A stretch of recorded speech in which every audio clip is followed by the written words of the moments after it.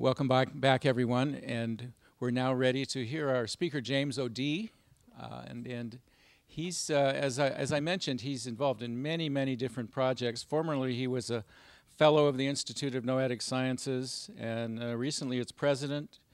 He's lectured all over the world. He's written quite a few different books. His latest book is called, as we mentioned, is called Creative Stress, and he's just recently returned from Rwanda.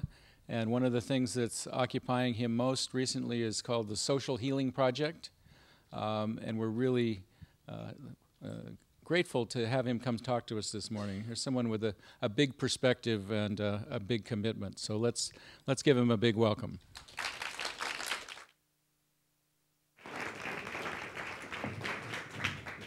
Thank you so much. It's so good to be back here on the edge of the edge.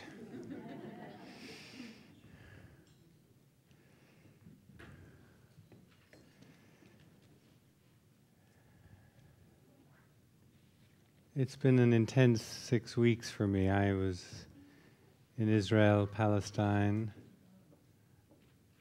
meeting with maybe 40 different activists and leaders in either side of the peace movement, social healing movement. I was with the Shahak family you may have heard of, who helped create the Bereaved Family Forum.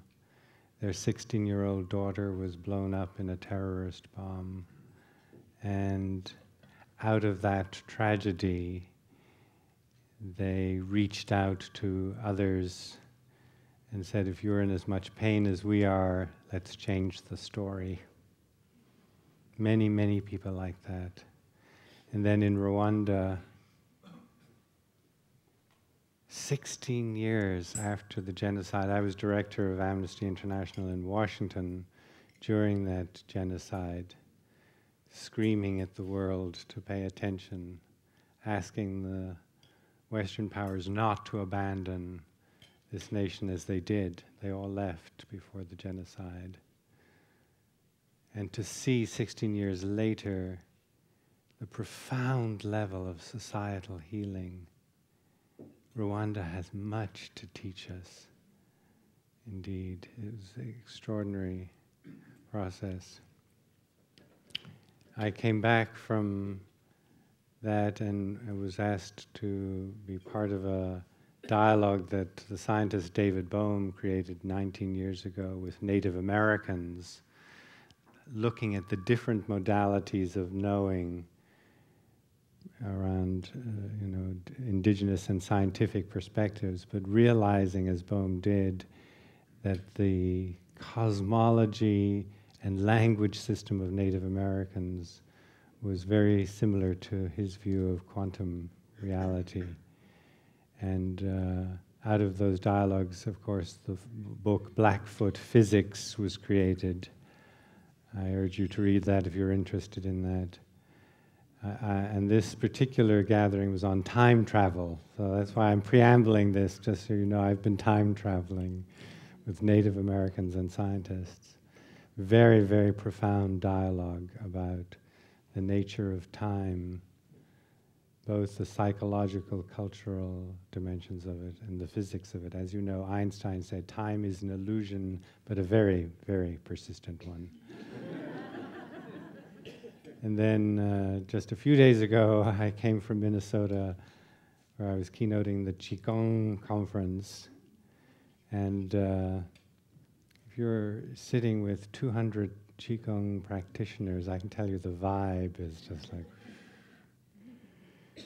And speaking about universal energy, which is an interesting segue into this notion of stress, because stress is energy, isn't it? It's energy that comes at you. So just to get a little perspective on energy, scientists say that the material surface of the world is about 5%, 25% is dark matter, and 70% is what they infer to be dark energy. And if you were to take any portion of space and try to extract the 0 point energy, the energy in there would be 10 to the power of 120. So it gives you an idea that we are in a deeply energy set. We think this is empty space, but in fact, so energy is pervasive, isn't it? And then it comes at us. You know, it's very modern thing to use the word stress the way we do. I mean, the poet stresses language, doesn't he? Or she. The musician uses, of course, elements of stress. So it's a relatively maybe 20th century phenomenon where the automatic inference around the word stress is that it's negative. So I'm not really going to talk about negative stress. That would be totally redundant because there are so many books on negative stress and how to relax, from all the healthy ways to relax to the abundant pharmacopoeia that now exists in modern civilization, that little butterfly that comes for you at night, you know. Dreamy butterfly. Yes. So this is about creative stress. It's about that acknowledgement that we were hearing in our conversations, that no great leadership is possible without encountering and taking this energy that comes at you and transforming it and transmuting it into creative leadership and potential. No mother, no parent lives without that creative engagement with stress, right? How do the behaviors of our children and our response to them get transformed into creative, healthy living together, community building? And the book Creative Stress is about the personal, but it's also about the planetary. So don't confuse me in that sense, because my interest, you would have to suspect, having been director in Amnesty and the SEVA Foundation and Noetic Sciences and doing the kind of work I do around the world, that I'm rather interested in the social body. And the subtitle of the book is about personal and planetary upheaval. We are really at a time when nature has never been so stressed, right? Negatively punished by our behaviors. And we're called upon to transmute all of that unskillful behavior. 1/3 of the Earth's species have been lost since 1970. Wow. There is an Exxon Valdez every year in Nigeria. Every year, the scale of an Exxon Valdez spill pollutes Nigeria. See, and some people say, well, no, don't focus on the negative, James, you know, the Rwandas and all these things. And I say, no, I really want to challenge that idea, that I am deeply positive. I think, in fact, I'm extremely positive. And the way you get to the true positive is by not living in denial, by seeing the nature of things and then saying, wow, this is the scale of the problem, let's transform it. You see? Rather than, oh, I don't know, and don't look there. So we can talk about that a little bit more.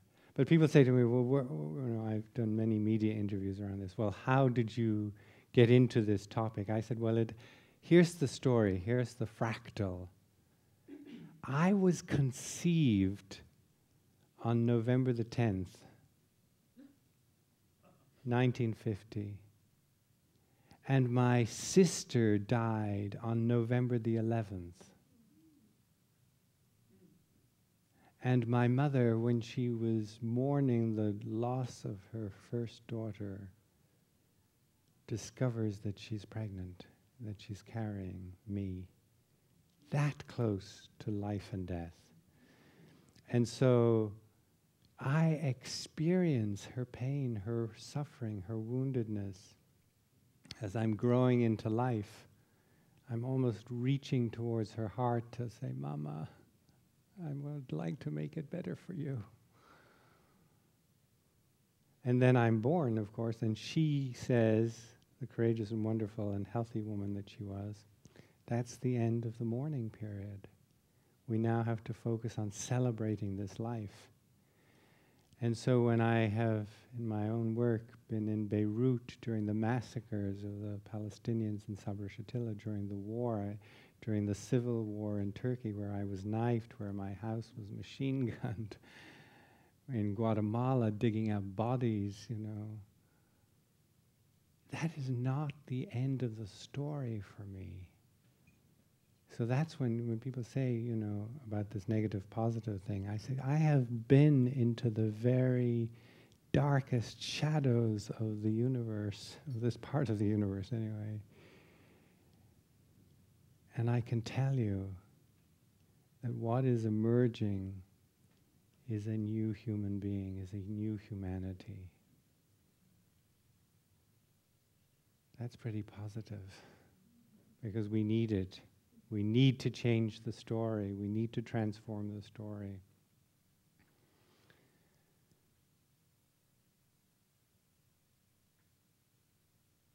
So I say, you know, in the book, both at the personal and the collective level, I use this concept of 3 stages: the direct encounter with stress, the handshake, and the full embrace. And the direct encounter is the fundamental truth process that is required to transform energy, right? So anything that comes at you that is negative, your kid has been arrested on drugs or whatever it is to face that energy. The obstacle is your teacher. Face your teacher.